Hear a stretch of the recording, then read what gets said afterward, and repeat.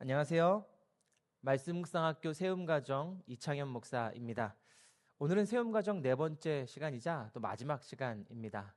어떻게 지금까지 이 묵상학교 과정이 도움이 되셨는지 모르겠습니다. 열심히 준비하기는 했는데요. 이 마지막인 만큼 끝까지 집중해 주시고요. 바라기는 이 세움가정을 마치셨을 때 말씀 묵상이라고 하는 것이 개인의 경건 생활을 넘어서 이 하나님의 공적인 사역에 참여하는 귀한 것임을 알게 되시기를 바라고요. 그렇게 하나님의 사역에 참여하는 일에 귀한 발돋움이 될 수 있게 되기를 기대합니다. 그렇게 되기를 마음을 다해서 또 예수 그리스도의 이름으로 축복합니다.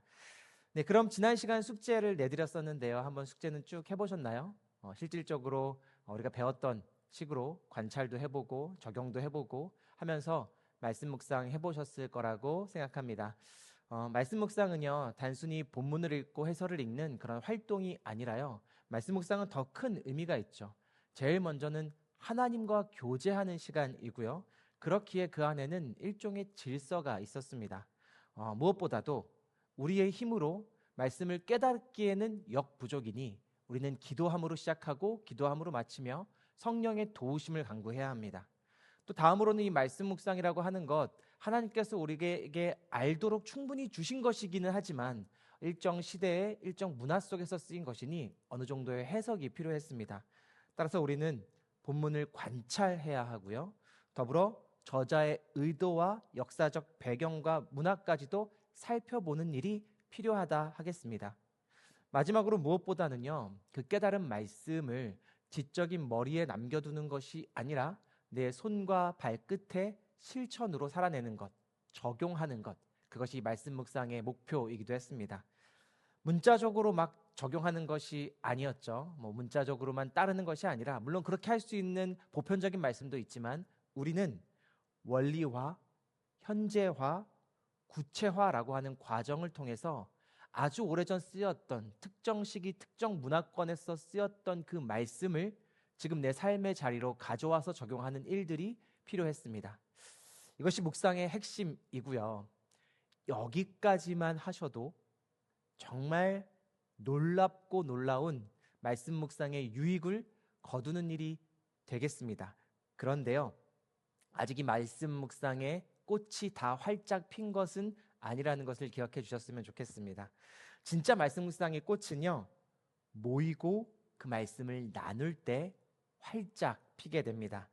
오늘은 그래서요, 이 네 번째 시간에는 5가와 6가 진행하면서 말씀 묵상을 나누는 것, 그 나눔을 통해서 공동체를 세우는 것, 이것이 이 말씀 묵상에 담긴 가장 아름다운 꽃임을 나눠보려고 합니다. 자, 그러면 교재 50페이지를 펴주시고요. 우리 큰 글씨 한번 같이 읽어보도록 하겠습니다. 교재 50페이지입니다. 네, 함께 온라인이지만 꼭 같이 읽어주세요. 시작! 나눔은 성경 묵상의 꽃입니다. 묵상을 통해 깨닫거나 적용한 것을 나누는 이 시간은 말씀을 통해 역사하신 하나님의 은혜를 고백하고 찬양하는 시간이자 공동체와 함께 하나님을 믿고 아는 일에 온전한 사람으로 자라가는 시간입니다. 아멘. 네, 그렇습니다. 말씀 묵상은요, 내가 말씀을 해석하고 또 내 삶에 적용하는 것도 물론 중요하겠지만 정말 그 말씀 묵상에 꽃이 피는 순간은 우리 교우들과 함께 그 말씀을 나눌 때입니다. 그때 우리의 말씀 묵상은요, 하나님을 향한 찬양이 된다고 이제 오늘 교재가 이야기하죠. 서로 말씀 묵상, 내 삶에 적용한 것들을 나누는 그 순간, 나는 이랬어, 너는 어땠니? 그 나누는 그 순간이 하나님이 기뻐하시는 찬양이 될 수 있고요. 동시에 함께 모이는 그것으로도, 그 말씀을 나누는 공동체를 만드는 것으로도 교회를 세우는 헌신이 될 수 있다고 오늘 교재가 이야기합니다. 우리 세움 가정을 듣는 모든 성도님들께서는요, 이 세움 가정을 마치신 후에 한 가지 우리에게 미션이 생기는 겁니다. 가정에서도 좋고요, 사역팀에서도 좋고요, 현재 진행 중인 속회도 좋고요, 아니면 가능하다면 직장이나 학교도 좋습니다. 어느 곳에든지 말씀을 나누는 공동체를 세워 보십시오. 그렇게 우리의 묵상이 하나님을 높이는 찬양이 되고 사명을 다하는 거룩한 헌신이 될 수 있다는 것을 기억하시고요. 이 미션에 꼭 도전해 보시기를 바랍니다. 자, 그럼 51페이지 1번입니다. 맨 위에 큰 1번을 함께 읽어보겠습니다. 1번, 묵상 나눔의 어려움과 유익. 네, 묵상 나눔. 혼자 할 때는 뭐 어떤 어려움들이 분명히 있겠지만 이 묵상을 하는 것을 말씀을 나누는 일은요 분명히 어려운 일이 있고 또 그에 따른 분명히 좋은 유익이 있다는 겁니다. 묵상 나눔을 시작한다는 것에는 분명히 여러 가지 어려움들이 있을 겁니다. 특별히 저는 최근에 정말 많이 느끼는 건데요. 이 사회가 너무 바빠졌잖아요. 모이는 것 자체가 도전을 받는 시대가 되었다는 생각입니다. 시간을 정하려고 해도 쉽지 않고요. 누구는 몇 시에 되고 누구는 몇 시에 되고 모이는 것 자체가 많이 어려워졌습니다. 또 어떻게 해서 시간을 정하고 모였다고 해도요.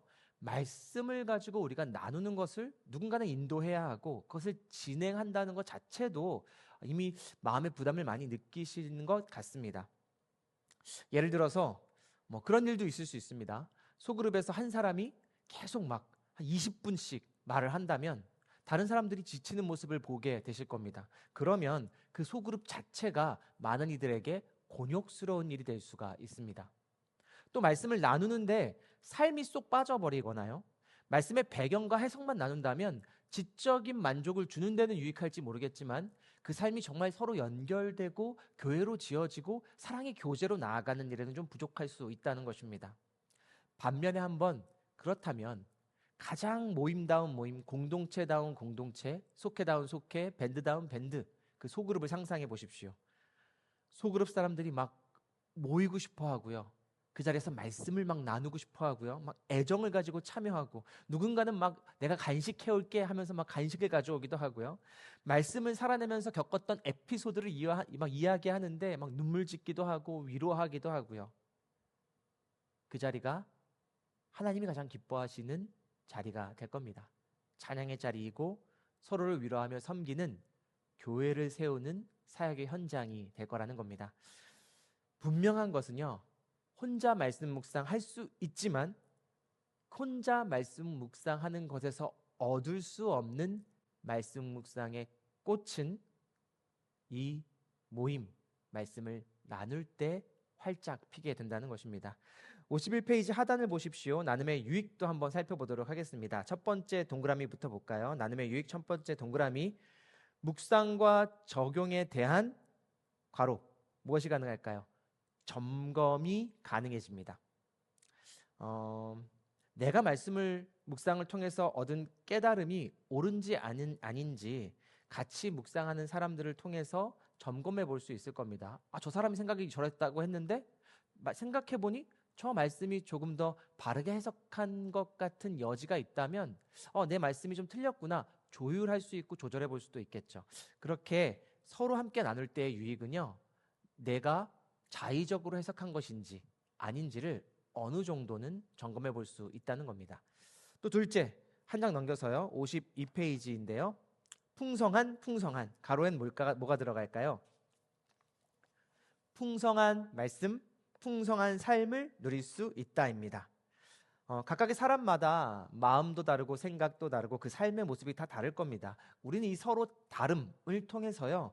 하나님의 풍성한 말씀과 풍성한 삶에 적용되는 놀라운 기적들을 우리는 나누며 함께 이야기 나눌 수 있습니다. 또 여러 현장에서 일어나는 하나님의 역사를 통해서요. 우리는 간접적으로 그 사람의 삶을 통해서 하나님을 또한 체험해 볼 수도 있겠죠. 이런 관점의 확장이나 간접적 경험은 나의 신앙생활에 있어서도 분명히 큰 유익이 됩니다. 세 번째, 지속적인 동기부여가 됩니다. 이건 뭐 세상의 모임도 마찬가지인데요. 뭐 스터디 모임도 그렇고 운동하는 모임도 그렇고 결국 그 모임의 가장 큰 목적 중에 하나가 지속적으로 동기부여를 하는 거죠. 나 혼자 약속을 정하는 것이 아니라요. 나와 나와의 싸움이 아니라 다른 사람들과 약속을 잡음으로 인해서 다른 사람과의 약속을 지키는 그것이 동기가 되어서 우리는 말씀 묵상을 계속해서 이어갈 수 있을 겁니다. 우리는 지속적으로 말씀 묵상의 동기를 이 모임을 통해서 찾을 수도 있다는 것이죠. 자, 네 번째입니다. 상향평준화. 묵상한 것을 나누는 모임이 지속적으로 이루어지다 보면요. 각 개인의 말씀 묵상의 역량도 올라가죠. 그렇게 되면 그 자리에서 나누는 그 깊이도 달라지고요. 계속해서 그 나눔의 수준이 높아지고 공동체의 수준이 올라가고 그것은 결국 그 교회의 어떤 질적인 또는 다양한 차원에서의 수준을 높이는 사역이 될 수도 있겠다는 생각입니다. 다섯 번째, 말씀의 내면화입니다.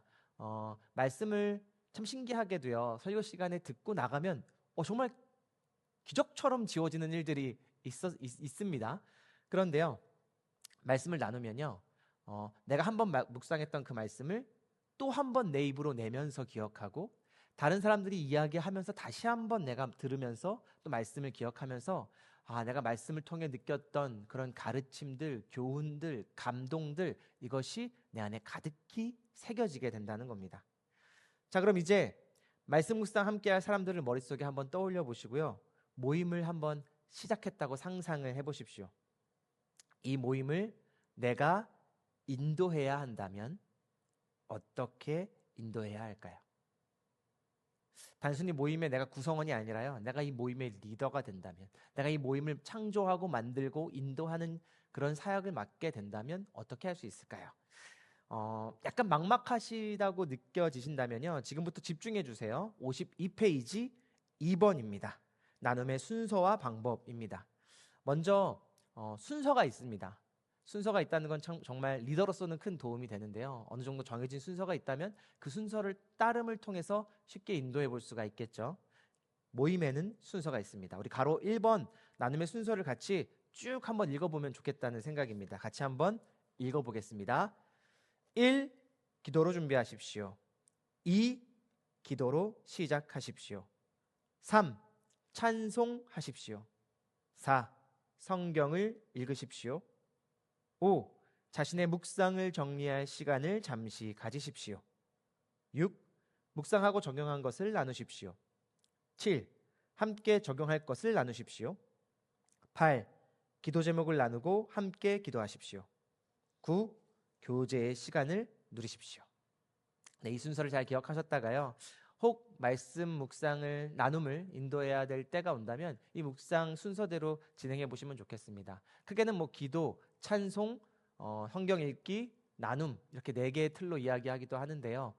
우리 교회는 매일 성경 도 있고요, 매일 말씀 묵상도 있고요, 다양한 방식으로 우리가 이런 틀을 제공하고 있습니다. 이 순서대로 말씀 묵상하는 것을 개인 경건 생활에서도 계속 훈련하시고요, 혹 모임을 인도하게 되었을 때 이 순서대로 인도해 보십시오. 자, 다음으로 나눔을 진행하다 보면요, 이제 어려움들이 여러 가지 이제 닥치게 됩니다. 나눔을 진행하다 보면 별로 할 말이 없다고 하시거나 뭔 말을 해야 될지 모르겠다고 하시는 분들을 만나는 경우가 종종 있습니다. 물론 나눔을 하는 방법에 정답이 있는 것은 아니지만요, 그래도 어떤 말을 꺼내야 할지 어느 정도 생각해 볼 수 있도록 좋은 질문이 필요하고, 우리에게 몇 가지 분명히 또 그런 가르침들이 필요할 텐데요. 첫째는 함께 말씀을 묵상하는 시간엔 감명받은 구절에 줄을 치는 것부터 시작하게 해보는 겁니다. 쭉 그냥 읽다가 그냥 읽지만 마시고 감명받은 구절이나 단어가 있으면 동그라미도 쳐보시고 줄도 그어보세요. 그리고 나서 왜 그 구절이 감동이 되었는지 이야기를 나눈다거나, 왜 그 단어가 마음에 새겨졌는지 그걸 나눈다거나, 그런 수준에서도 한 번 이 말씀 나눔을 시작해 볼 수가 있을 겁니다. 이것도 조금 어렵다고 한다면 아예 나눔의 가이드를 제공할 수도 있겠죠.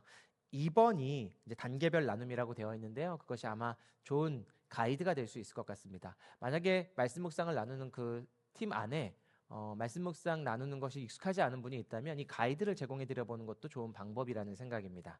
네, 한번 보겠습니다. 단계별 나눔, 첫 번째 가로 제목 나누기, 둘째 관찰한 것 나누기, 셋째 묵상한 것 나누기, 넷째 적용한 것 나누기입니다. 제목, 관찰, 묵상, 적용입니다. 이 가이드를 통해서 한번 나눔을 해본다면요, 이렇게 될 것 같습니다. 제가 오늘 본문을 보았더니 제가 만약 제목을 지어본다면 이렇게 짓고 싶습니다. 왜냐하면 여러 번 읽다 보니 이런 부분이 새롭게 눈에 들어왔고 이게 주제 같기 때문입니다. 나는 이 부분에서 하나님은 이런 분이시라고 느꼈고 앞으로 저는 그래서 이렇게 살아가기를 결심했습니다. 만약 제가 이렇게 순종하게 되면 내 삶 가운데 이런저런 부분들이 이렇게 저렇게 바뀌게 될 것 같습니다. 이를 위해서 기도해 주시면 좋겠습니다. 이런 식으로 나눔을 한번 해볼 수 있지 않겠습니까? 이렇게 나눔을 할 때 어느 정도 가이드라인을 제공하는 것, 그래서 구성원들이 나눔을 쉽게 할 수 있도록 돕는 것도 리더의 역할일 수 있겠습니다. 다음 세 번째입니다. 매일 성경에서 늘 강조하는 것 중에 하나이고 매일 성경의 해석 방법이기도 한데요. 두 질문을 가지고 묵상을 하는 겁니다. 예를 들어서 하나님은 어떤 분이신가? 라는 질문을 가지고 몇 절에 등장하는 하나님의 모습을 보니 하나님은 이런 성품의 분이시구나. 하나님은 자비하신 분이구나. 은혜가 많으신 분이시구나. 하나님은 정의의 하나님이시구나. 이런 것들을 나눠볼 수가 있을 것이고요. 또 이 모든 본문을 통해서 내게 주시는 교훈은 무엇인가? 이 두 가지 질문입니다. 하나님은 어떤 분이시고 내게 주시는 교훈은 무엇인가? 이 질문을 가지고 이제 나눔을 하는 거죠. 몇 절에 이런 말씀이 있었는데 내가 이렇게 살아야겠다는 생각이 들었다. 그래서 내가 정말 이렇게 살아본다면 내 삶에서 이런 변화들이 있을 것 같다. 나는 이를 위해 기대하고 기도한다. 이런 나눔이 가능할 겁니다. 마지막 네 번째는 아까 1번에서 한 문장이나 단어에 집중하라고 했었는데요. 이번에는 좀 더 넓게 전체 문단이나 스토리를 한번 살펴보는 겁니다. 그 이야기를 통해서 나에게 주시는 교훈이 있다면 그것을 나눠볼 수도 있겠죠. 탕자의 이야기를 통해서 내가 탕자처럼 정말 하나님을 멀리 떠났었는데 다시 돌아온다면 하나님이 나를 이렇게 받아주시겠군요. 그 은혜가 놀랍습니다. 라고 이렇게 이야기 전체를 통해서 묵상 나눔을 해볼 수도 있을 겁니다. 마지막 다섯 번째는요. 말씀의 교훈을 개인의 영역을 조금 넘어서 공동체에게 주시는 말씀으로, 이 사회에 주시는 말씀으로, 이 국가에 주시는 말씀으로, 열방에 주시는 말씀으로도 한번 살펴볼 수 있다는 겁니다. 공동체는 그렇게 다양하게 있잖아요. 소그룹도 있고 교회도 있고 우리 마을도 있고 이 국가도 있고 전 지구적인 문제도 있을 겁니다. 환경의 문제도 그렇고요. 환경, 전쟁, 재난, 고통, 사건, 사고가 끊이지 않는 가운데 이 말씀을 그 사건을 해석하는 틀로 사용해 볼 수도 있겠죠. 또 소그룹이나 교회적 차원에서 할 수 있는 일을 찾아보고 실질적으로 해볼 수도 있을 겁니다. 공동체가 함께 환경 문제를 위해서 우리 이번에 이런 챌린지 한번 해봅시다. 우리 사순절 기간인데 플라스틱 줄여봅시다. 이런 챌린지도 해볼 수 있을 것이고요. 다양한 방식으로 우리가 삶에서 적용하고 살아내보는 도움이 될 수 있을 것 같습니다. 다음으로 소그룹이 잘 진행되고 지속적으로 모일 수 있으려면 소그룹에는요 반드시 룰이 필요합니다. 규칙이 있어야 합니다. 순서가 있고 질서가 있어야 하기 때문에 규칙이 필요합니다. 그라운드 룰이라고도 많이 이제 이야기하기는 하는데요. 53페이지 아래 3번 나눔의 자세가 이와 관련돼서 이야기를 하고 있더라고요. 우리 1번부터 같이 읽으면서 가로가 있으면 한번 채워보도록 하겠습니다. 1번 한번 같이 읽겠습니다. 나눔의 자세 1. 한 번에 길게 나누는 것보다 짧게 자주 나누는 것이 좋습니다. 종종 나눔을 하다 보면요 정말 10분 이상 말씀하시는 경우도 덜어는 있습니다. 물론 특별한 경우가 있겠습니다. 알파라든지 우리가 정말 한 사람의 이야기를 길게 긴 호흡으로 들어주는 그런 공동체도 때때로 필요하겠지만요 자주 정기적으로 모이는 속회에서 계속해서 한 사람만 10분 20분씩 이야기한다면 그 모임 자체의 역동이 떨어질 수 있거든요.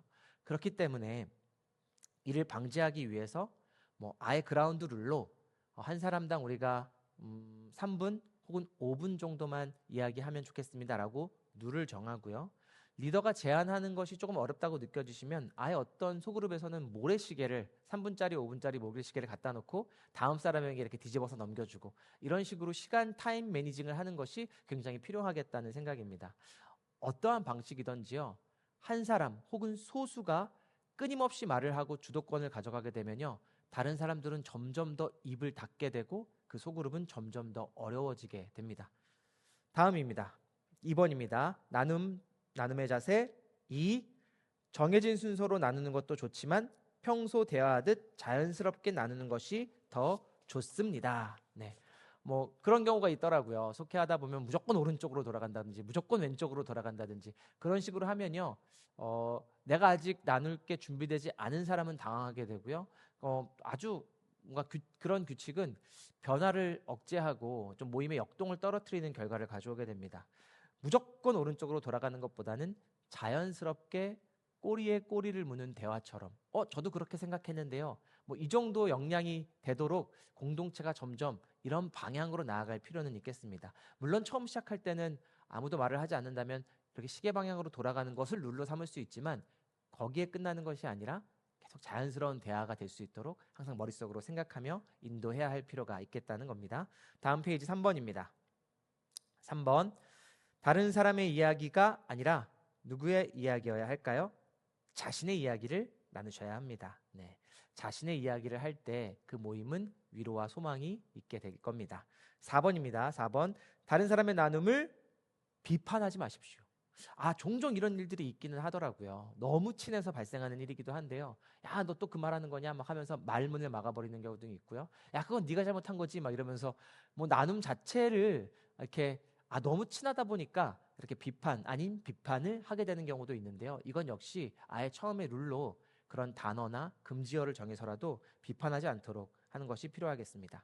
네, 5번입니다. 5번, 외부로 흘러가지 않도록 배려하십시오. 소그룹에서 나눈 이야기는 소그룹에서 멈춰 있어야 합니다.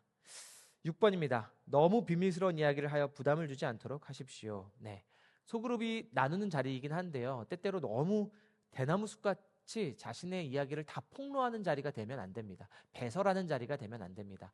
그런데요, 물론 신뢰가 쌓이고 아주 영적인 어떤 그 순간에 어떤 사람이 자신의 죄에 대해서 이야기하고 그것이 모든 구성원 사이에서 기도 제목이 된다면 좋겠죠.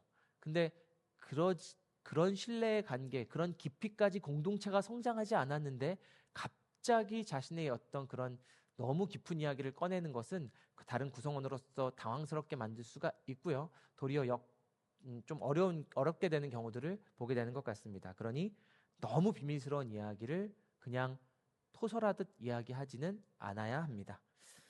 7번입니다. 7번, 모든 것을 다 나눠야 한다는 부담에서 자유로워지고 정직하고 진실하게 하십시오. 네, 정직하고 진실하되 뭐 다 나눌 때 나눌 말씀이 없다 하면 저는 오늘 나눌 게 없습니다. 그게 정직한 태도일 겁니다. 막 지어내거나 쥐어짜거나 하시지 않으셔도 됩니다. 8번입니다. 8번, 은혜롭게 하려고 과장하거나 거짓으로 하지 마십시오. 그렇습니다. 9번입니다. 지나친 논쟁이나 토론에 빠지지 않도록 하십시오. 네, 무엇보다 나와 다른 사람의 의견을 수용하려고 하는 태도가 모두에게 필요하겠지만요. 이야기를 하다 보면 종종 뭐 정치적인 이야기나 뜨거운 감자가 되었던 그런 이슈들, 그런 이야기들이 나오게 되고 그 자리가 나눔이 아니라 토론과 그런 어려운 자리가 되게 되는 경우들을 봅니다. 이때는요, 애초에 금지어를 정해놓는 것도 좀 필요하다는 생각입니다. 말씀을 나누는 자리지 사회적인 문제를 토론하는 자리는 아닙니다. 말씀으로 사회의 문제를 관점으로 바라볼 수는 있어도 그 사회적인 문제를 이 말씀 나눔의 장에 끌고 와서 토론하고 시비를 붙는 것은 옳지 않습니다. 그걸 막기 위해서는요, 금지어를 정하는 것, 어떤 주제를 이야기하지 않도록 하는 것, 이런 룰이 필요해 보입니다. 네, 마지막 10번입니다. 주의 깊게 경청하기, 기도로 그의 삶에 참여하십시오. 이게 정말 중요한 것 같습니다. 경청은요, 내가 경청해야지 마음 먹게 하는 것도 중요하긴 하지만요, 그게 전부일 수 없습니다. 경청은요, 반드시 룰로 만들어져 있어야 합니다. 예를 들면 그런 겁니다. 우리 나눔 시간에는 핸드폰을 내려놓겠습니다. 그리고 말하는 사람이 있으면 모두가 그 사람을 바라봐 주어야겠습니다. 이런 식으로요, 경청은요, 룰로 훈련되어지고 그 룰을 따르다 보면 정말 더 경청하고자 하는 마음이 생긴다는 겁니다. 마지막으로 기도하는 것이 정말 중요한데요. 특별히 마지막 기도는요, 나눔할 때 석이나 리더가 꼼꼼히 대략적으로 이제 이야기를 적어놓고 마지막에 공유하는 겁니다. 누구는 이런 말씀을 꺼내주셨고, 누구는 저런 말씀을 꺼내주셨고, 이런 말씀을 꺼내주셨는데 우리 마지막 잠깐 서로를 위해서 기도하고 제가 기도하고 마치겠습니다. 이런 식으로 기도로 서로의 삶에 참여하는 그 시간이 이 소모임에서 반드시 필요하다는 겁니다. 네, 이렇게 소모임의 어느 정도의 규칙도 그라운드 룰도 우리가 살펴보았는데요. 이어서 3번입니다. 3번, 나눔을 위한 훈련입니다. 공동체에서 말씀 나눔을 위한 모임을 갖는 것은요, 신앙의 경력이나 수준과 관계 있는 것이 아닙니다. 누구나 모임에 참여할 수 있어야 합니다. 다만 계속해서 모임에 참여했을 때 각 개인이 성장하고 또 그 공동체, 그 소그룹이 성장하고 이 모든 것이 교회의 유익이 되고 교회의 덕이 되고 교회를 세우는 방향으로 되어야 합니다. 그러기 위해서 소그룹은요, 저는 이런 표현을 주로 사용하는데요, 반드시 끼리끼리의 모임이 아니라 서로를 섬기는 모임이 되어야만 합니다. 속회, 밴드, 우리 교회에 있는 모든 소그룹은요, 끼리끼리의 모임이 아니라 서로를 섬기는 모임. 그래서 섬김을 받고자 하는 누구나 환대하고 들어올 수 있는 모임이 되어야 합니다. 그럼 어떻게 내가 속한 그룹을 끼리끼리가 아니라 서로를 섬기는 모임으로 세울 수 있을까요? 55페이지가 이와 관련된 내용이거든요. 55페이지입니다. 먼저 소그룹은 그 목적이 다양하고 확실해야 하는데요. 메뉴의 소그룹의 네 요소를 한번 살펴보십시오. 소그룹은 그 모임에 어느 정도 정확한 뚜렷한 목적을 가지고 있습니다. 이 네 가지입니다. 교회의 목적이기도 합니다. 사실 같이 한번 읽어보겠습니다. 시작. 예배, 양육, 교제, 봉사. 네, 이 소그룹에 이 요소들이 스며들어 있어야 합니다. 예배처럼 기도하고 찬양하는 시간이 분명히 그 안에 있어야 하고요. 리더가 말씀의 배경에 대한 또 맡은 사람이 이 말씀의 역사적 배경이나 시간적 배경에 대한 토막 상식을 준비해 오고 말씀 묵상이 더 깊이 있어질 수 있도록 하는 그런 아주 작은 미니 양육의 시간도 있으면 좋겠다는 생각입니다. 또 나눔의 간단한 간식거리를 만들어 오거나 좋은 식당이나 카페에서 가서 하는 등 교제로서의 어떤 요소도 분명히 필요해 보이고요. 마지막으로는 기도, 찬양, 토막상식 발표, 서기, 간식 준비, 장소 선정 여러 가지 어떤 역할들을 리더가 혼자 떠맡는 것이 아니라요. 계속 분배해서 모든 구성원이 그 밴드, 그 소모임, 소그룹을 섬기기 위한 사역자가 되게 하는 것. 그것이 또한 이 소그룹을 바르고 건강하게 세우는 데 굉장히 중요하다 하겠습니다. 또 이외에도 여러 가지 소그룹만의 규칙이 있을 수 있는데요. 아마 소그룹마다 그 규칙은 다 다를 겁니다. 구성원들이 세우는 것이거든요. 다만 이 지금부터 말씀드리는 이 가치를 훼손하지 않는 것이어야만 합니다. 소그룹의 규칙은요, 이 가치들을 훼손하면 안 됩니다. 첫 번째는 환대입니다. 환대는요, 공동체의 구성원들이 그 공동체의 소속감을 갖게 하는 첫 단추 같은 거거든요. 환대하는 것, 그 가치를 훼손하는 룰은 안 됩니다. 소그룹이 전도의 통로가 될 수 있는 보물적인 가치이기도 한데요. 서로가 서로를 환대하고 연결되는 것, 그래서 열린 모임이 되는 것, 누구라도 우리 새 가족이 우리 모임에 들어올 수 있는 모임이 될 수 있는 것, 환대의 가치가 훼손되지 않도록 하는 것이 필요합니다. 두 번째는요, 존중입니다. 소그룹은요, 자기의 이익을 위한 사교 집단이 아닙니다. 하나님께서 나와 맺어주신 관계는 소그룹의 모범이 되어야 합니다. 하나님께서는요, 내가 하나님께 어떤 이익이 되기 때문에 날 받아주신 것이 아니라요, 나를 그 존재 자체로 인격적으로 대해주신 하나님이십니다. 그 모범을 통해서 우리는 누가 우리 소그룹에 도움이 됐다, 누가 나와 좀 친하고 나에게 유익이 된다, 이게 아니라요, 그냥 그 사람의 존재 자체를 환영해주고 존재 자체로 인격적으로 대해주는 겁니다. 누군가를 경제구역이 다르다고 해서 무시하거나, 누군가의 직업이 내가 보기에 차별적으로 언사를 한다거나, 그런 식으로 남을 인격적으로 대하지 않는 것은 소그룹에서 있을 수 없는 일입니다. 존중의 가치를 보호해 주시기를 바랍니다. 세 번째는 고백입니다. 환대와 존중으로 구성원 사이가 서로 연결되기 시작하면요, 그 연결 사이에 하나님의 사랑이 흐르기 시작합니다. 서로가 자신의 연약함을 고백해도요, 누가 하나 얕잡아 보거나 험담거리가 되지 않고요, 그 사람의 마음을 들어주고 서로를 위로하며 용기를 주는 모임이 될 것입니다. 고백, 진솔한 고백이 안전하고 그것이 조롱받지 않도록 하는 그 가치를 반드시 지켜주시기를 바랍니다. 이와 같이 이 세 가지 가치를 훼손하지 않고 이 세 가지 가치를 세우는 규칙들을 세우는 것, 그것이 소그룹의 건강한 규칙이라고 하겠습니다.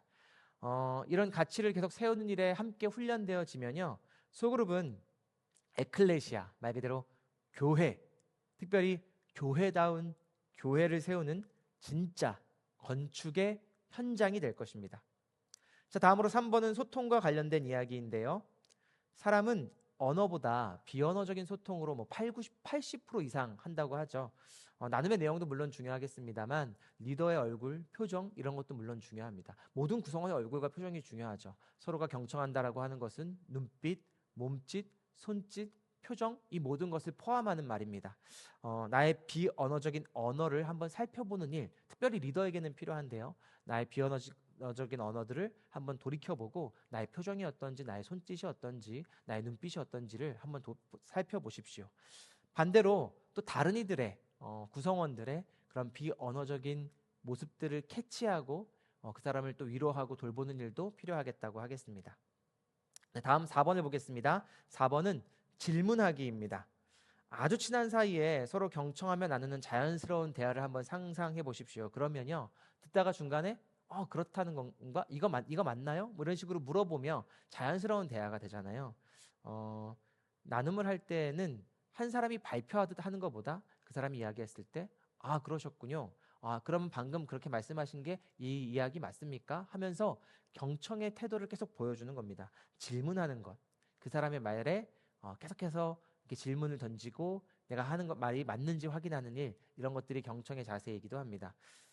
네, 다음은 좋은 질문인데요. 좋은 질문은요, 나눔을 깊게 만들고 모임을 성장시키는 요소입니다. 대부분의 이제 속회 모임 때는 이미 주어진 질문들에서 나누게 되죠. 그런데 그렇지 않은 경우 그냥 리더가 모이고 말씀 묵상하자라고 했을 때는요, 그 말씀에 해당하는 좋은 질문을 준비하는 것도 리더의 자질과 역량이라고 하겠습니다. 좋은 질문은요, 우리를 열리게 하고 더 깊이 있게 말씀을 바라봐 주게 합니다.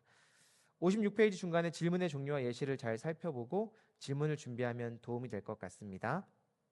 자, 먼저 어떤 모임이든지 처음엔 경직되기 마련이거든요.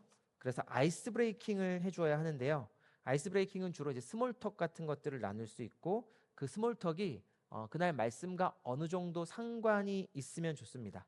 예를 들어서 그날 주제가 감사라고 한다면요. 자, 오늘 이야기는 한 주간 감사했던 것으로 한번 시작해 볼까요? 이렇게 이야기를 시작하며 아이스 브레이킹을 해볼 수 있을 겁니다. 나눔을 시작하고 그 다음 본문을 함께 읽은 후에는 본문에 관한 나눔으로 넘어가는 것도 후에 방법인 것 같습니다. 다음으로는 모두가 말을 꺼낼 수 있게 하기 위해서 누구나 답할 수 있는 질문, 닫힌 질문이라고 하는데요. 모두의 입을 한 번씩 열기 위해서는요, 너무 열린 질문으로 깊이 있는 질문을 먼저 하는 것보다 닫힌 질문을 하는 것도 필요합니다. 이런 경우에는 답이 정해져 있는 관찰 질문, 본문을 열심히 읽으면 본문 안에서 충분히 대답할 수 있는 질문을 하는 것이 필요한데요. 예를 들면은 이런 겁니다. 오늘 본문에서 가장 많이 나온 반복적 단어가 뭘까요? 뭐 이렇게 물어보면 사람들이 찾아서 이겁니다라고 이야기하면서 한번 입을 열게 되겠죠. 또 새롭게 발견하게 된 사실이 있나요? 뭐 이런 것처럼 이야기하면서 누구라도 대답하기 쉬운 질문으로 시작을 하는 겁니다. 그 다음에 오늘 본문에 나타난 하나님은 어떤 분이신지, 또 내가 깨달은 말씀은 무엇인지 조금 더 깊이 있는 질문으로 들어가는 그런 어떤 흐름들을 가져가는 것이 이 소그룹 나눔에서 필요하겠다는 생각입니다. 자, 나눔을 위한 훈련 마지막으로는 5번입니다. 경청과 공감입니다. 계속해서 이 경청의 가치, 공감의 가치가 계속해서 강조되고 있는데요. 아까도 말씀드렸지만 이 경청은요, 내가 열심히 들어줘야지 이렇게 마음 먹는다고 되는 것은 결코 아닙니다. 훈련하는 겁니다.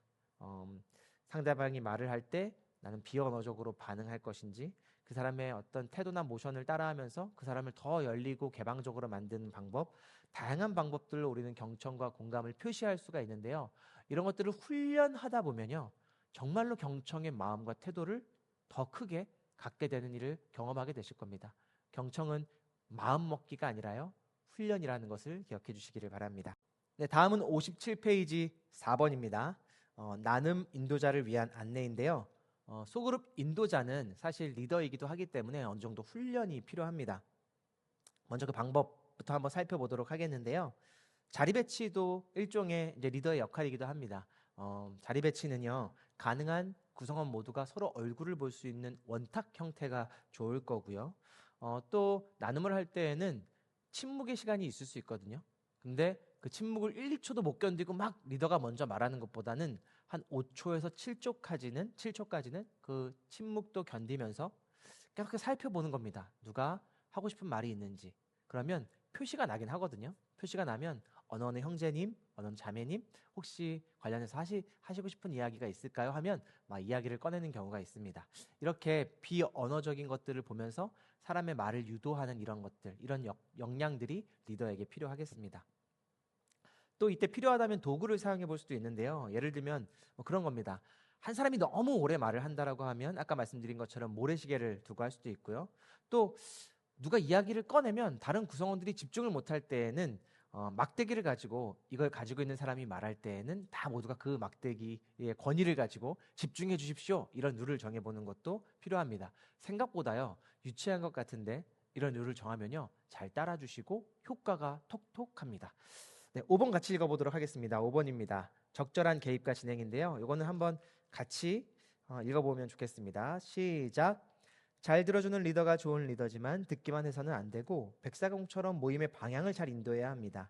한 사람의 말이 길어질 때 부드럽게 말을 끊고 다른 사람에게 말할 기회를 주십시오. 말하는 내용을 요약하여 정리해 준 후 자연스럽게 다른 사람에게 비슷한 혹은 새로운 질문을 던지십시오. 주제와 흐름을 벗어날 때에도 조심스럽게 원래 질문을 상기시켜 주십시오. 소심한 사람에게 용기를 주십시오. 나누는 내용에 대해 더 구체적으로 물어보면서 관심을 표현하거나 쉬운 질문을 종종 던져서 대답하는 자신감을 키워주는 것이 좋습니다. 이 리더의 역할이기도 합니다. 구성원들이 계속해서 말을 꺼낼 수 있도록 관심을 갖고 말을 시켜주고 어떤 주제를 이어가면서 질문하고 마치 예능에 나오는 유재석 씨와 같은 역할이기도 한데요. 정말 잘하시죠. 질문을 던지고 그 사람을 계속해서 그 역량을 끌어내는 일들 소그룹의 리더에게도 필요한 역량이라고 하겠습니다. 6번입니다. 대개 우리 교회에서 하는 소그룹들은 그때 나눌 본문들이 정해져 있죠. 그날 말씀 주제, 그 주의 말씀 주제이기도 한데요. 때때로 그런 것이 없이 그냥 이제 공동체, 말씀 나누는 공동체가 있다 보면 리더가 그때그때 나눠야 할 말씀을 정해야 하는 경우들도 있죠. 그때는 말씀을 잘 정하고 그 말씀에 따른 질문까지 잘 선정해 주시는 그것 역시 리더의 역할이라고도 하겠습니다. 자, 58페이지 2번 여러 상황 대처법을 한번 보도록 하겠습니다. 58페이지를 펴주시고요. 여러 상황 대처법이 나와 있는데요. 소그룹을 하다 보면요, 정말 별의별 상황이 다 있습니다. 전부 다 내향적이라서 아무 말도 안 하는 소그룹도 있을 수 있고요. 그런 경우는 어떻게 해야 할까요? 그런 경우에는요, 미리 이 구성원 중에 헬퍼를 섭외하는 일이 필요합니다. 뭐 2명에서 3명까지 이 헬퍼를 섭외해서요. 예를 들면 그렇게 할 수 있겠죠. 보통 6초에서 7초의 침묵을 견디는데요. 그 침묵을 견디는데도 계속해서 침묵이 흐르는 경우가 있습니다. 아무도 말을 하지 않는 겁니다. 관심도 없어 보입니다. 그럴 때는요, 헬퍼가 눈치를 보고 자신의 이야기를 꺼내는 겁니다. 그래서 이 모임은 누구라도 말을 꺼낼 수 있는 모임이라는 것을 이렇게 다른 구성원들에게도 보여주는 일들이 필요하겠습니다. 헬퍼가 정말 필요하고요. 또 나눔의 자리에 뭐 간식 같은 것들을 배치하면요, 이 간식을 먹으면서 열린 입이 또 말을 하게 하는 그런 경우들도 있고, 간식을 주제로 이야기가 꺼내지면서 자연스럽게 아이스 브레이킹이 되는 경우도 있습니다. 간식을 준비하는 것도 필요하고요. 열린 질문으로 바로 들어가는 것보다 아까 말씀드렸듯이 닫힌 질문으로부터 시작하는 것도, 쉬운 질문으로 시작하는 것도 필요한 방법이겠습니다.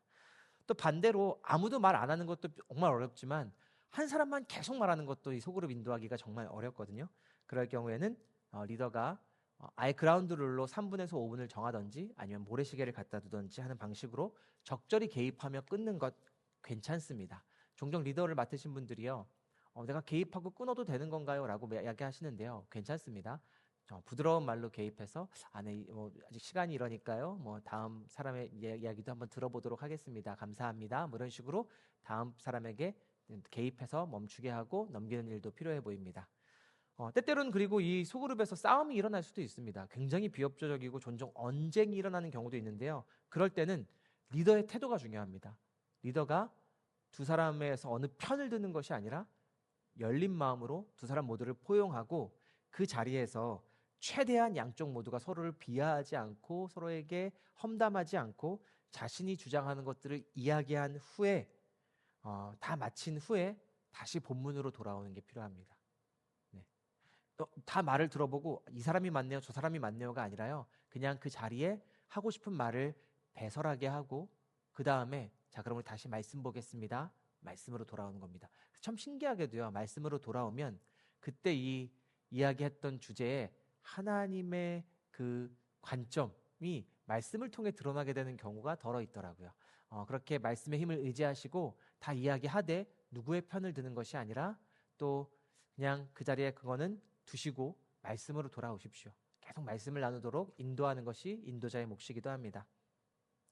또 나눔 중에 구성원 중에 이렇게 리더에게 질문하는 경우도 종종 있거든요. 근데 대개는 좀 이 질문 자체가 굉장히 어렵거나 대답하기 쉽지 않은 경우들이 많습니다. 그런 경우에는요, 뭐 질문했을 때 리더가 모르는 것 결코 창피한 일 아닙니다. 내가 공부해서 다음 시간까지 알아봐 드리겠습니다라고 하거나 아니면 이 질문은 한번 우리 교육자님에게 물어보시는 게 좋겠습니다라고 이야기하실 수 있을 것 같습니다. 자, 59페이지입니다. 59페이지로 넘어가 보겠습니다. 59페이지 인도자의 자세. 우리 모두가 리더라고 하는 심정으로 다짐하면서 1번부터 9번 쭉 한번 읽어보면 좋겠습니다. 저와 함께 한번 같이 읽어보도록 하겠습니다. 1번부터 9번입니다. 인도자의 자세 1번 모임 인도자는 진행자임을 명심하십시오. 많은 설명, 정답을 하려고 하지 마십시오. 2번 나눔 모임은 모여있는 한 사람 한 사람에 의해 만들어진다는 것을 명심하십시오. 인도자 의존적인 모임이 되지 않도록 주의하십시오. 3번 설교를 하지 마십시오. 4번 지체가 나눈 어떤 일을 놓고 그 사람의 전체를 판단하는 우를 범하지 마십시오. 나눔을 통해 상대방을 있는 그대로 인정하고 받아들이십시오. 5번 다른 지체의 나눔을 듣고 성경에 대한 이해가 자신과 다를 때 저는 이렇게 생각합니다 라는 태도보다는 저는 이렇게도 생각해 보았습니다 라는 겸손한 태도로 더 좋은 해석을 선택할 수 있는 기회를 주십시오. 6번 나눔 모임 때 발생한 문제라고 해서 그 시간에 해결하려고 하지 마십시오. 개인적이고 사적인 교제의 시간이 많을 때 소그룹은 풍성해집니다. 7번 소그룹 일지를 기록하십시오. 소그룹을 섬기면서 발생한 모든 내용을 기록하여 남겨놓으면 보물이 될 것입니다. 8번 약속된 시간에 시작하고 마치는 것이 좋습니다. 9번 가장 중요한 것은 기도입니다. 진리의 영이신 선생님은 말씀이 있는 곳에서 더 강력히 역사하십니다. 성령의 도우심과 인도하심을 구하며 나눔 모임을 준비 진행하시고 모임 후의 삶을 의탁하십시오. 아멘. 네, 이 9가지 인도자의 자세, 리더로서 필요한 우리의 태도와 자세라고 할 수 있겠습니다. 솔직히 책 내용만 보면요, 저는 오히려 더 리더가 되는 게 두렵고 어려운 일처럼 느껴집니다. 나눔을 하는 것도 그 모임을 인도하는 것도 뭐 이렇게까지 하는 거야? 라고 더 어렵게 느껴지시는데요.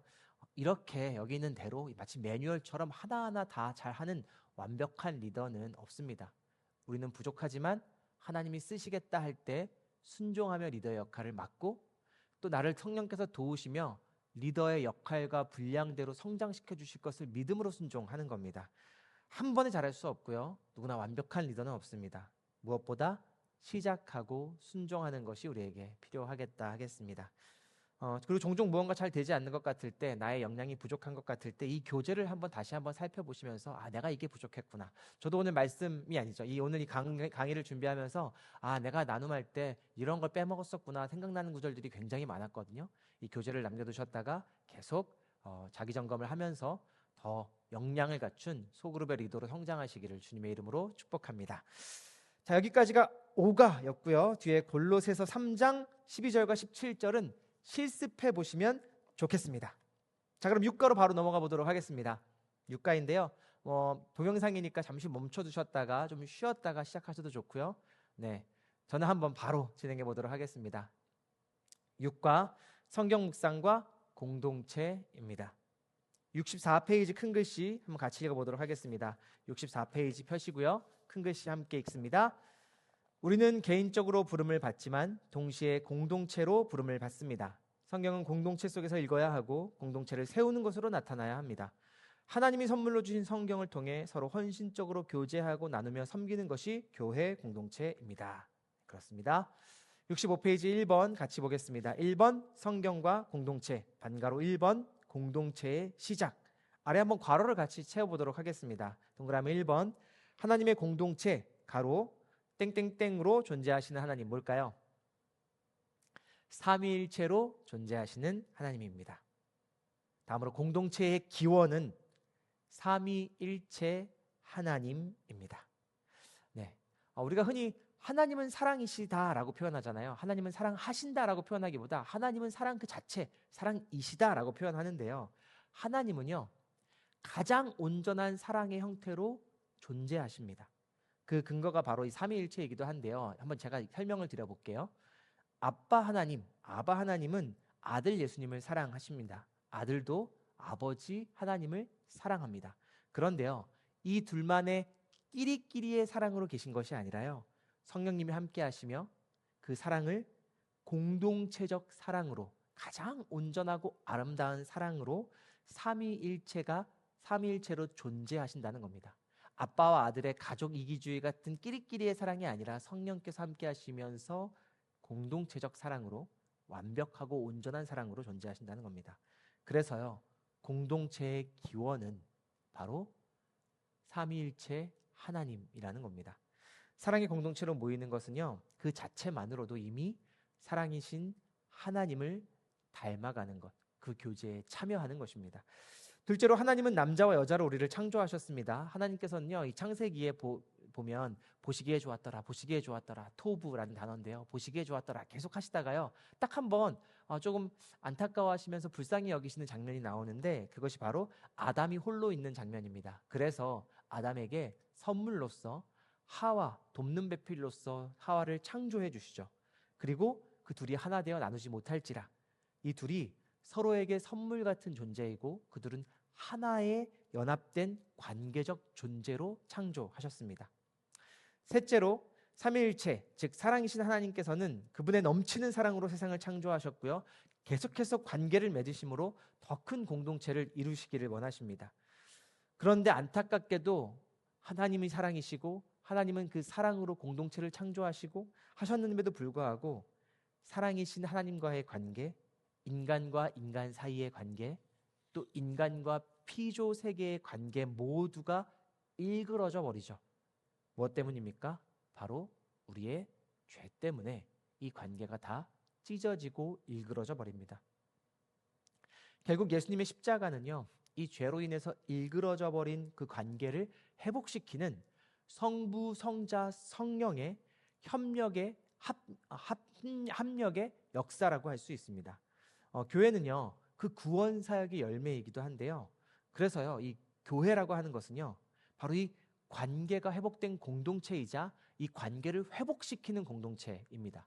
교회다운 교회는요, 이 구원 사역의 열매입니다. 그래서 이 교회 안에서의 관계는요, 하나님과 우리의 관계 회복되어지는 것이고요, 이웃과 이웃, 교우들 사이의 관계 회복된 관계, 사랑의 관계이고요, 이 교회로서 이 피조 세계와의 관계도 사랑으로 회복된 관계, 교회다운 교회는 그런 것입니다. 그리고 이 교회는 이 세상의 그 찢어지고 어그러진 관계들을 회복시키는 사명이 있는 공동체입니다.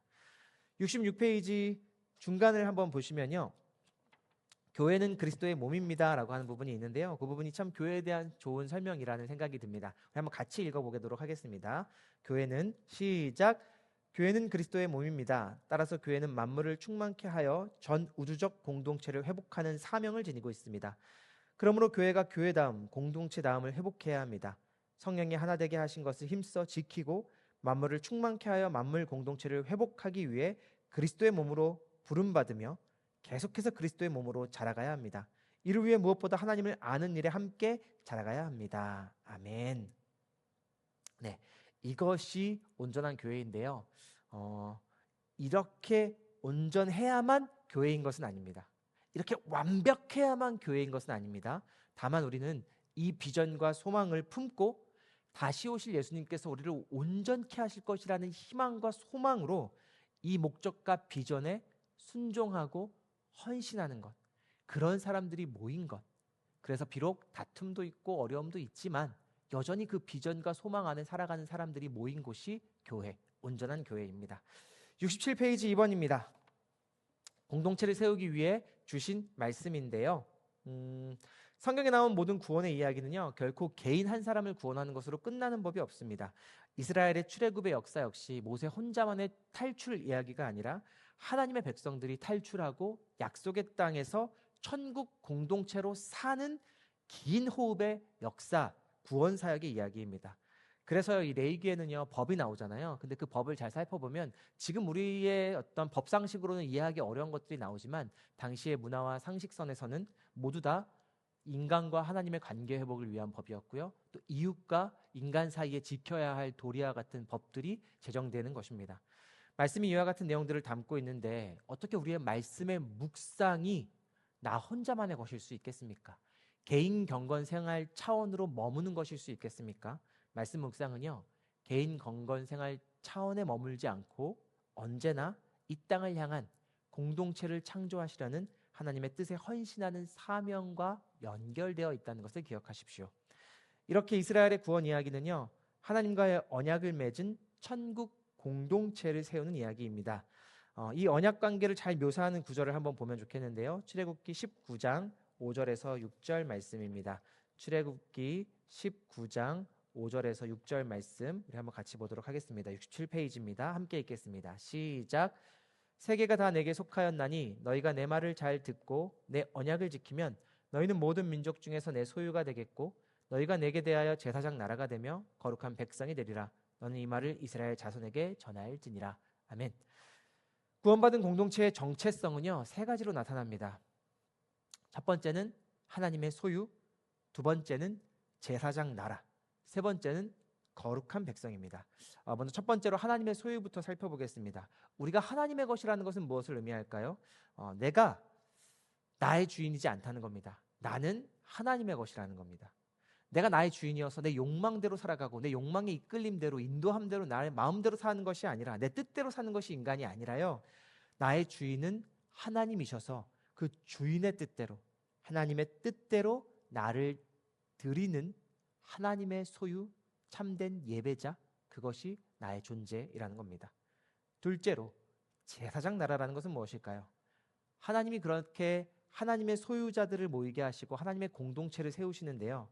그 공동체는 자기들만 하나님의 소유로 회복되는 것으로 끝나는 게 아니라 열방을 하나님께 인도하는 이 제사장적 사명과 비전을 가진 공동체라는 겁니다. 제사장적 사명이 우리에게 있습니다. 열방과 이 세상과 피조 세계와 하나님을 화해시키는 그 사역이 예수 그리스도의 몸된 교회인 우리에게 주어졌다는 겁니다. 마치 예수님이 우리와 하나님의 관계를 회복시켜 주셨던 것처럼 그 히브리서는 대제사장이라고 이야기하죠. 그 대제사장으로서 우리와 하나님의 관계를 회복시켜 주신 것처럼 예수 그리스도를 머리로 한 몸된 교회는 이 피조 세계와 하나님의 관계를 회복시키는 그 사명이 있는 겁니다. 마지막으로 거룩한 백성은요, 세상과 구별된 존재라는 겁니다. 많이 아시는데요. 우리는 세상의 가치관, 세상의 어떤 흐르는 법칙들 그것에 지배를 받는 것이 아니라요. 우리는 하나님 나라, 천국의 가치관, 말씀의 세계관, 이 모든 성경적 가치관과 세계관 속에서 하나님의 말씀으로 다스림을 받는, 비록 우리가 두 발을 이 땅에 붙이고 이 땅을 살아가지만 세상과 구별된 거룩한 존재라는 것입니다. 그러면 어떻게 우리가 이 하나님의 소유가 되고 제사장 나라가 되고 거룩한 백성이 될 수 있을까요? 68페이지입니다. 68페이지 가로가 있을 겁니다. 중간에 가로가 있는데요. 과연 큰 나라라 부르면 놀라워할 것입니다. 즉 제사장 나라가 되는 방법은 말씀에 순종하는 것입니다. 그 아래 또 있습니다. 하나님이 거룩하시기에 그분의 백성도 거룩해야 합니다. 거룩함은 구별됨을 뜻하는데 세상에 동화되지 않고 구별된 백성이 되는 방법 역시 말씀에 있습니다. 네. 하나님이 세상을 말씀으로 창조하셨듯이요. 죄로 일그러지고 무너지고 회복시켜야 할 것이 있다고 한다면요. 다시 말씀으로 창조되어야만 합니다.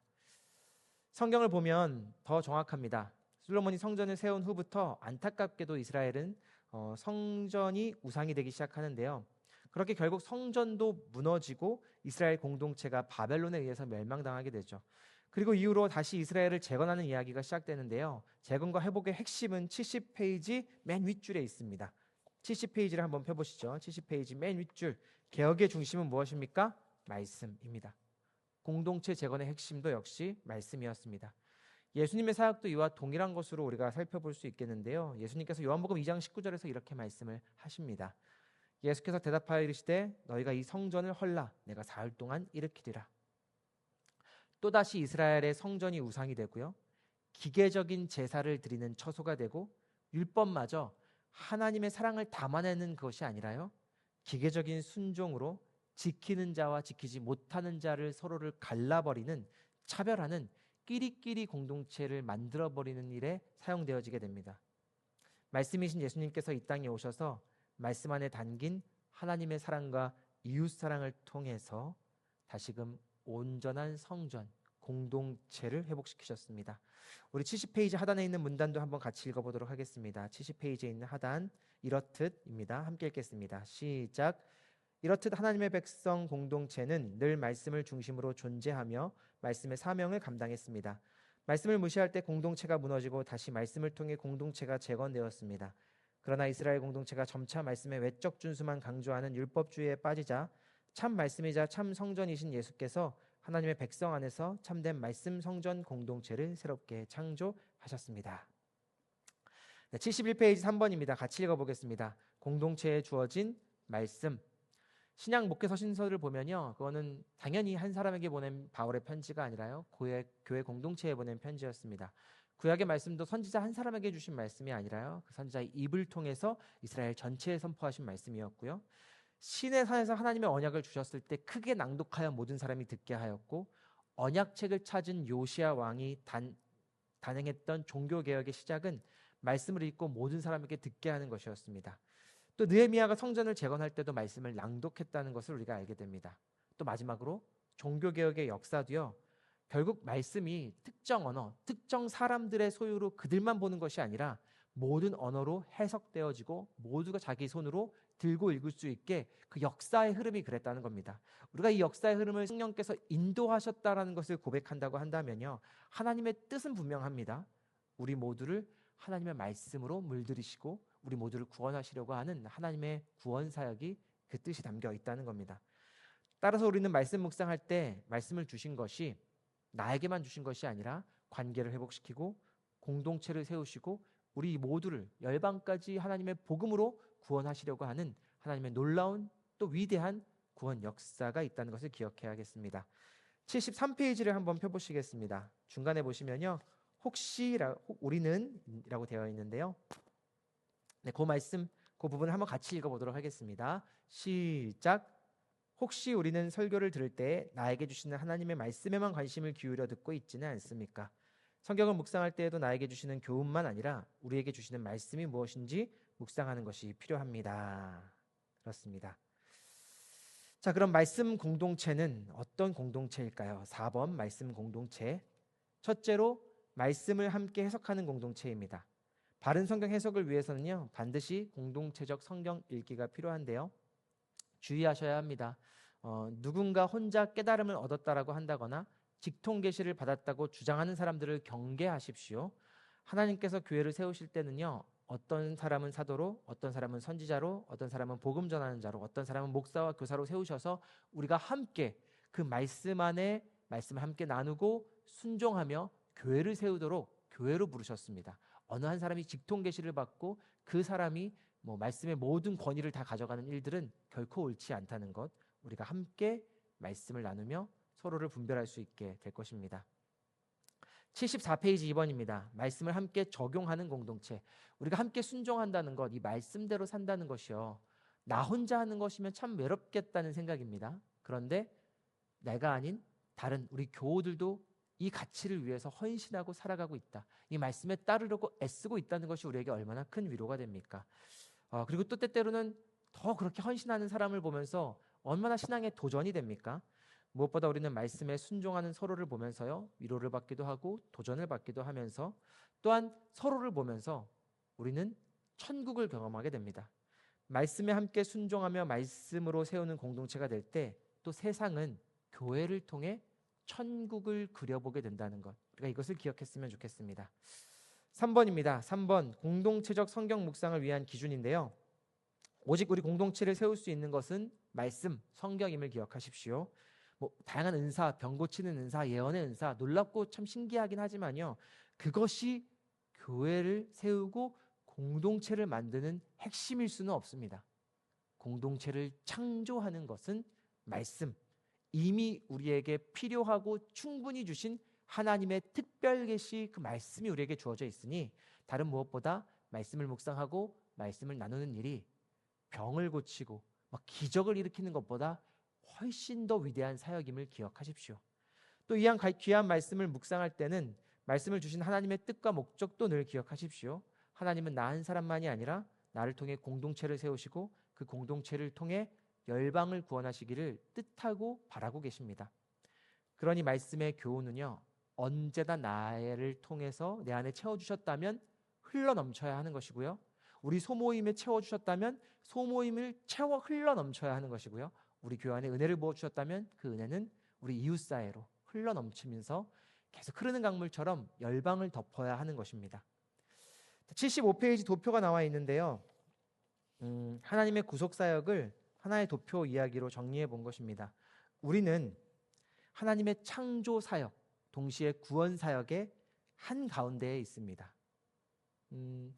이 하나님이 쉬지 않고 지금도 일하고 계시고요, 다시 오실 예수님을 통해서 이 새 창조는 완성될 것입니다. 어떻게 그럼 우리는 이 역사 한가운데에서 하나님이 지금 쉬지 않고 일하심을 느낄 수 있을까요? 어떻게 알 수 있을까요? 어떻게 확신할 수 있을까요? 말씀이 증거하고 예수님이 역사 속에서 오롯이 순종한 자로 사셨고, 우리는 그 예수님의 승리와 부활과 다시 오심을 믿는 사람들입니다. 저와 여러분은 그렇기에 하나님의 뜻, 그 비전 안에서 오늘도 말씀 묵상하고 내 삶에 적용하는 개인의 차원에서의 경건 생활과 더불어 이 말씀을 나누는 공동체적 말씀 읽기를 통해서 하나님의 은혜가 열방에까지 흘러가도록 이 땅의 복의 통로가 되어야 할 줄로 믿습니다.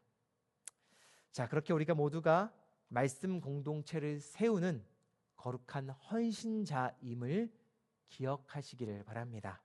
자, 여기까지 말씀 묵상 세움가정 모든 강의를 다 마쳤습니다.